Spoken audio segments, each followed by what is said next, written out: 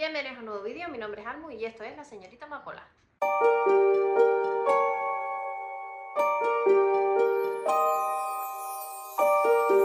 En el vídeo de hoy os voy a hablar de un tema al que cada vez le estoy cogiendo más gustillo, porque es verdad que yo siempre he sido más de muerte. O sea, a mí me gustan los libros de asesinatos, donde hay que resolver un crimen que consiste en un asesinato.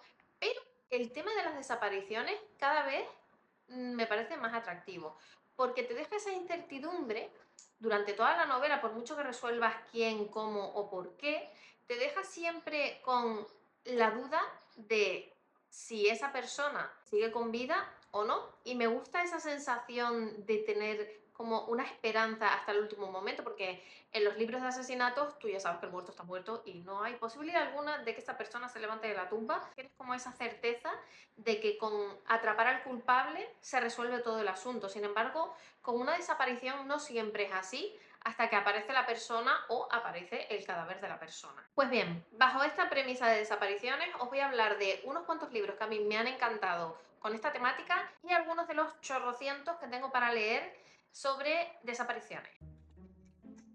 La que se tiene que desaparecer de aquí ahora eres tú, venga, que estoy grabando. Voy a empezar por un libro que ya lo siento mucho, porque voy a crear una necesidad amplia, porque os voy a hablar de una serie de libros que en inglés creo que llevamos por el séptimo. En España se va a estrenar, Almudena, céntrate. En España se va a publicar ahora el cuarto libro y yo estoy hablando de la serie Adam Foley, que son los libros estos de la serie de Oxford.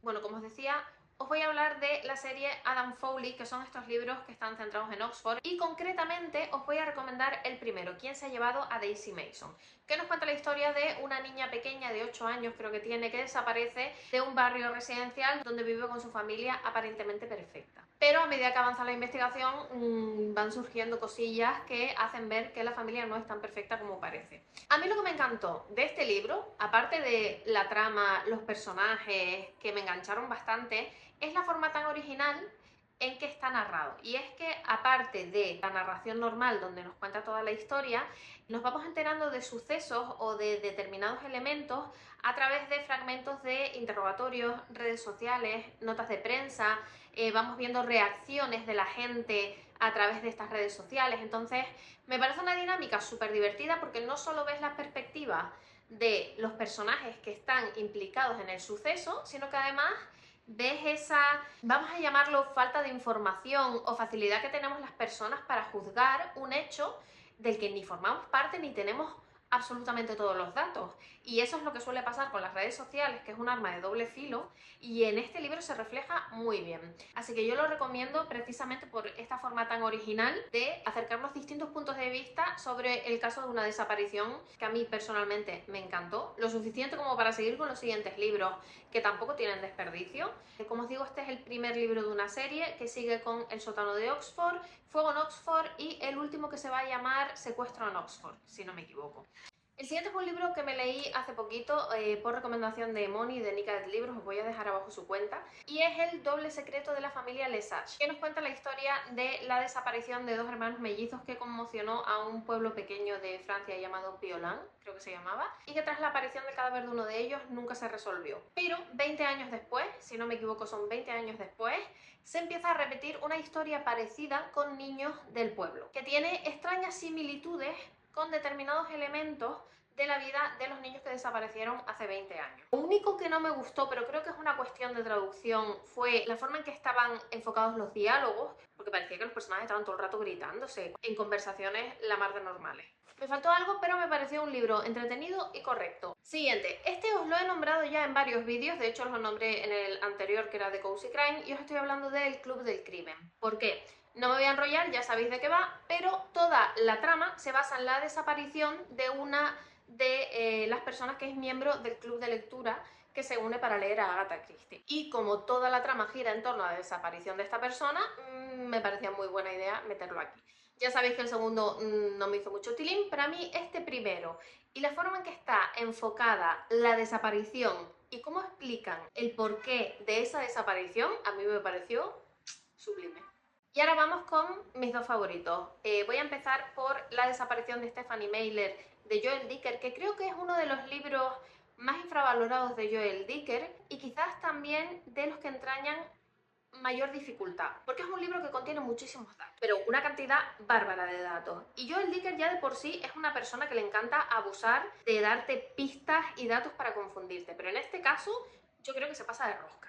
Aún así, a mí me pareció una historia maravillosa. Pero yo no soy objetiva, primero porque lo escribió Joel Dicker, segundo porque es la historia de unos asesinatos en un pueblo pequeño, y ya sabéis que a mí todo lo que sea pueblo pequeño es mi perdición. Y tercero, porque me parece que está hilado de una forma magistral. Os voy a hacer un pequeño resumen de la sinopsis, pero creo que es una sinopsis un tanto complicada de explicar. A ver, como sabéis, todos los libros de Dicker contienen saltos temporales y este no iba a ser una excepción. En el presente nos encontramos con una periodista, Stephanie Meyler, que pide ayuda a unos investigadores para intentar arrojar luz sobre un suceso que tuvo lugar hace años en el pequeño pueblo de Orfea. Y nos remontamos entonces a 1994, cuando durante ese verano, en la presentación de un festival de teatro del pueblo, una noche desaparece una mujer que es encontrada muerta delante de la casa del alcalde. Pero ese no es el único hallazgo macabro, ya que dentro de la casa se encuentra asesinada a toda la familia del alcalde. Estos dos policías a los que pide ayuda Stephanie Meyler son los mismos que llevaron el caso y lo resolvieron en su día porque encontraron a un supuesto culpable, pero Stephanie no está de acuerdo y sospecha que hay otra persona detrás de los asesinatos. Los policías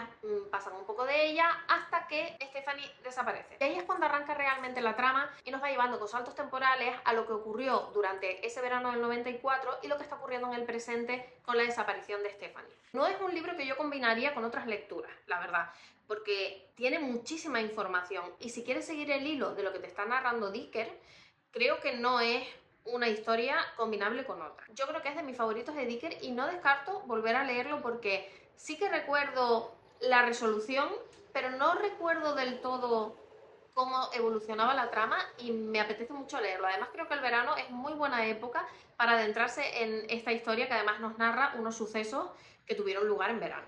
Y último libro de los que me he leído, porque ahora os voy a hablar de los que me quiero leer, no podía faltar en esta lista una de mis mejores lecturas del año pasado, que fue El Motel Sundown de Simon St. James. Ya os he hablado en innumerables ocasiones de este libro, así que no me voy a enrollar. Nos cuenta la historia de Vivian, que desaparece en los años 70 después de empezar a trabajar en un motel de carretera, y a saltos temporales nos va contando la historia de Vivian y la historia de su sobrina, que en el presente está investigando qué fue lo que ocurrió con su tía, partiendo del último lugar donde se conoce su paradero, que es el Motel Sundown. Su sobrina, tal y como hizo Vivian en el pasado, se mete a trabajar en el motel y es entonces cuando empieza a experimentar determinadas cosas extrañas que pasan cuando se queda sola de noche en el recinto. No da miedo, porque es un libro que no da miedo, pero a mí sí que me dio mal rollo. Y tenía muchas vibes de, si os gustan series como Supernatural o rollos de casas encantadas o así, este va a ser vuestro libro. Y ahora vamos con los libros que me quiero leer y de hecho tengo algunos en la estantería. Voy a empezar por eso. El primero es Cuando Ellie se fue, de Lisa Jewell. Tengo que decir que aquí voy un poco con pies de plomo, porque yo de Lisa Jewell solo me he leído Dentro de casa y no fue un libro que me entusiasmase especialmente. No me disgustó la forma de escribir de la autora, pero no me pareció un buen thriller, la verdad, vamos a ser sinceras. Pero todo el mundo me habla muy bien de Cuando Ellie se fue. Así que como lo tengo en la estantería, voy a darle otra oportunidad a la señora Jewell y vamos a ver qué es lo que pasa con Ellie. Os cuento un poco a grandes rasgos, porque la sinopsis tampoco te cuenta mucho, que la historia va sobre la lucha y búsqueda incansable de Laurel, que es una madre cuya hija de 15 años ha desaparecido. La hija es Ellie, para los despistados. Pues bien, Ellie es como la hija perfecta, todo el mundo espera todo de ella y con el tiempo la policía achaca su desaparición a que la presión ha podido con la niña y se ha escapado por voluntad propia. Pero Laurel no se lo cree y se pasa los siguientes años de su vida obsesionada con la desaparición de su hija, llevándose por el camino su matrimonio y su relación con el resto de sus hijos. Hasta que un buen día conoce a un hombre con el que parece que conecta y que puede rehacer su vida, pero que está conectado de alguna manera con la desaparición de él. Yo me leí un libro que se llamaba La familia perfecta, de Newton Compton Editores, creo, que es que la sinopsis era exactamente igual que este. En este caso tengo que decir que ese libro en concreto no era un thriller, pero espero que en el caso de Ellie sí que exista ese elemento de thriller, porque me llevaría una decepción si me vuelvo a leer un libro de Lisa Jewell y no tiene ese tono de thriller con el que lo venden. Ahí lo dejo. Siguiente que tengo en la estantería es La desaparición de Annie Thorne de C.J. Tudor. y este es el único de CJ Tudor de los que hay traducidos al español que me falta por leer.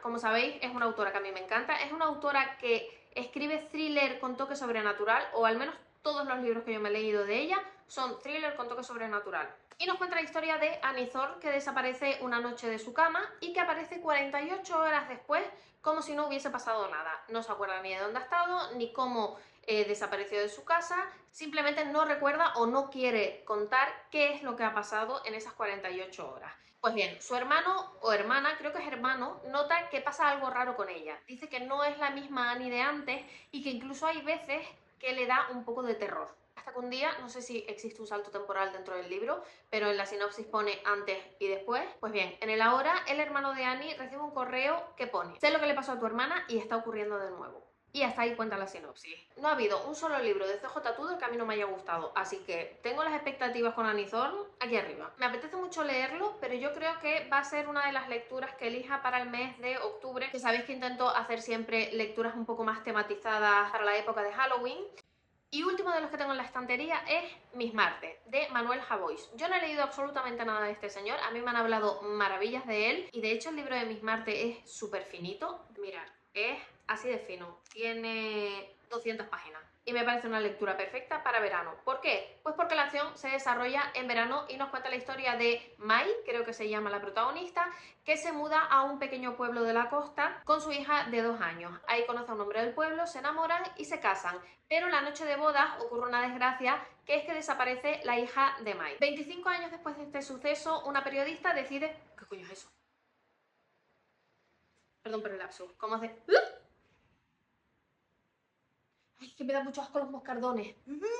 Como os decía, 25 años después, una periodista decide grabar un documental sobre la desaparición de esta niña y nos va a narrar la historia a través de entrevistas que realiza a la gente del pueblo que vivió este suceso en ese verano del 93. No sé por qué, tiene un rollito que me gusta y me recuerda mucho a una serie, en este caso no era de una desaparición, bueno, creo que también era como una desaparición, que tenía lugar en un pueblito de costa y creo que se llamaba Punta Escarlata. Me gustó mucho esta serie, creo que solo tiene una temporada, no sé si estará en alguna plataforma, si lo está os lo voy a poner por aquí, pero os la recomiendo mucho porque yo creo que además para la época de veranito pega bastante. Y ahora vamos con los que no tengo en mi estantería, pero quiero, y voy con dos de Motus Thriller. Motus es un sello editorial que a mí me llama mucho. De hecho, quiero todos los libros que publica Motus, pero todavía no me he estrenado con ninguno. No sé por qué. Pero aquí van dos candidatos que me llaman bastante la atención. Uno de ellos es No te duermas, de Stacey Willingham, que nos cuenta la historia de Isabel Drake, cuyo hijo Mason fue robado de su cuna una noche mientras sus padres dormían en la habitación de al lado. Pero hay cero pistas y la policía se da por vencida enseguida. No así Isabel, que pasado un año se ha convertido en una persona que no duerme absolutamente nada, tiene como un problema de insomnio grave que le está afectando a su vida diaria, y en un momento de desesperación acepta la oferta de un famoso podcast que la invita a ser entrevistada en el programa para hablar de la desaparición de su hijo Mason. Pues bien, la mujer acepta, pero a medida que el conductor del podcast le empieza a hacer preguntas, ella se va sintiendo cada vez más incómoda porque nota que hay algo más detrás de las preguntas, que no está enfocado del todo en la desaparición de su hijo. Y empieza a dudar no solo de la gente que la rodea, sino de lo que realmente pasó la noche de la desaparición de Mason. Ya sabéis que yo soy una enamorada del True Crime, y a mí el tema este de mezclar podcast o documentales de True Crime con los casos que nos están narrando, me parece canelita en rama.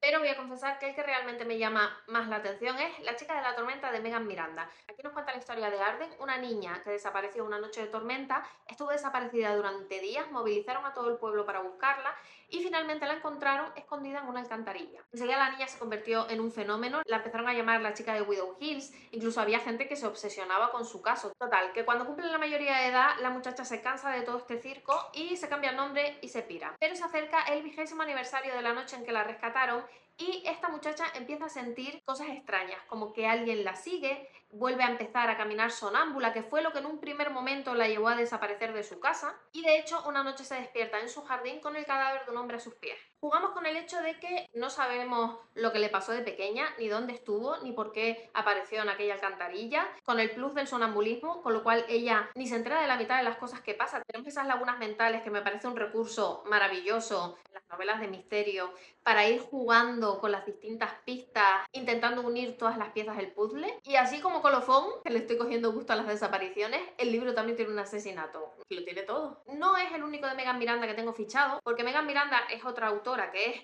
súper famosa en Estados Unidos, que tiene tropecientos libros, aunque aquí creo que tenemos 3 o 4. Sé que Motus tiene otro, que es El último invitado o algo así, pero yo creo que voy a empezar por este. El siguiente libro del que os voy a hablar me gusta porque lo comparan mucho con Stephen King, pero me disgusta porque es un tochaco de libro tremendo.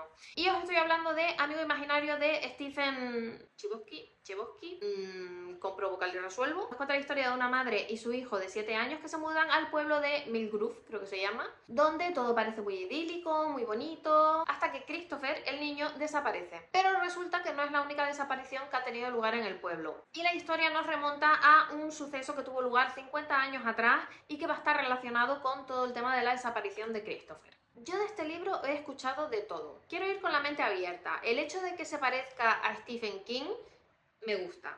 El hecho de que sea tan largo no me gusta. Pero de nuevo tenemos esos elementos que me atraen como las abejas a la miel, que son una desaparición, un pueblo pequeño, un bosque, así que tampoco me voy a hacer la difícil porque sé que me lo voy a leer. Y ahora vamos con un libro que me hizo mucha ilusión cuando me dio la noticia el otro día Astrid. Os voy a dejar abajo su cuenta porque tiene una cuenta preciosa. Pues bien, Astrid me dio una alegría que ahora se ha convertido en algo agridulce para mí. Y es que el otro día Me equivoqué planeta iba a traducir uno de los libros de Riley Sager. Si me conocéis, sabéis que yo soy muy fan de Riley Sager, autor de misterio del que yo me he leído Las Supervivientes y Cierra todas las puertas, que son libros que me gustaron mucho. Os recomiendo sobre todo Cierra todas las puertas, pero Las Supervivientes tampoco está mal. Las Supervivientes es un rollito más slasher, pero tengo que reconocer que a nivel de misterio y de ambientación me gustó muchísimo más Cierra todas tus puertas. ¿Todas tus puertas? No, todas las puertas. Es un autor muy famoso en Estados Unidos, pero que en España no ha tenido ese tirón, o en las editoriales, por lo que sea, han decidido que no es el tipo de lectura que se puede vender en España. Yo llevo mucho tiempo esperando que alguien decida traducir los libros de Riley Sager. Por eso,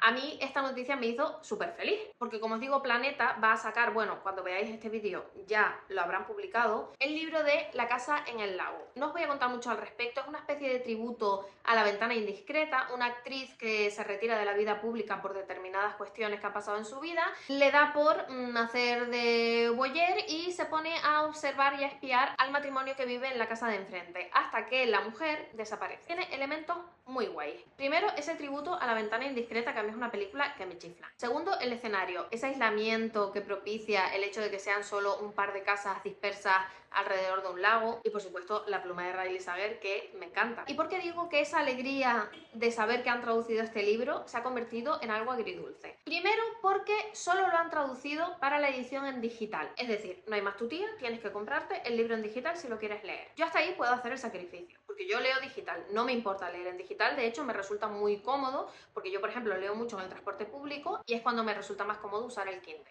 Pero ¿cuál es mi sorpresa? Cuando el día que me lo dijo Astrid, vi que el libro estaba a 8,99. Y ya de por sí me parece un precio exagerado para un libro en digital. 8,99, un euro más es un libro de bolsillo y lo tengo en mi casa para toda la vida. Vale, ya ahí me estaba doliendo, pero es que hoy el libro está a 12 pavazos, 12 euros. 12 euros me vas a cobrar por un libro en digital, cuando una edición de bolsillo no cuesta ni 10 pavos. Yo sinceramente aquí voy a abrir un melón. Yo creo que a las editoriales muchas veces se les va la mano. Lo pones a 12 euros porque vamos a estar obligados a comprar esa edición porque no existe otra. Porque te voy a ser sincera, prefiero no leerlo. O sea, Planeta, yo creo que tú no tienes necesidad de poner un libro en digital a 12 euros. O sea, no. No sé, decidme vosotros qué pensáis, porque yo creo que el tema de los precios de los libros digitales se está yendo un poco de madre. Ya nos subieron el precio del libro en físico y lo pagamos porque es una cosa que vamos a tener nosotros en físico, a la que podemos recurrir todo el rato. Un libro en digital, yo no sé vosotros, pero mi Kindle tiene un espacio limitado y yo voy borrando los libros según me los leo para poder dejar espacio a otros libros. No voy a pagar 12 euros por una cosa que luego va a acabar en la papelera. Y hasta aquí el vídeo de hoy. Yo creo que este verano van a caer un par de los que tengo pendientes, sobre todo los que tengo en la estantería.